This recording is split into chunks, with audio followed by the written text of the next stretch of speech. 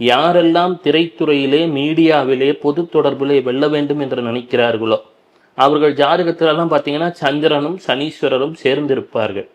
மிகப்பெரிய முன்னேற்றத்தை அடைந்துவிடுவார்கள். மீடியாவில் முன்னேறணும்னு நினைக்கிறவங்களுக்கும் சரி, இந்த யூடியூப் போன்ற சமூக வலைத்தளங்களில் பெயர் புகழ் வாங்க வேண்டும் என்றவருக்கும் சரி, கல்விக்கும் சரி, சனீஸ்வரரை போல மிகச்சிறந்த துணை கிடையாது.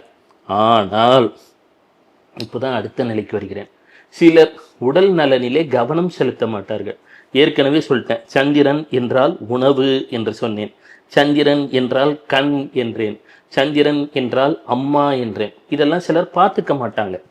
அதுபோல அதிலே கவனம் செலுத்த தவறிவிட்டால் சந்திரன் நம் தவறுகளை சுட்டிக்காட்டி திருத்துவதற்கும் தயங்க மாட்டார். அப்போ என்ன பண்ணணும்?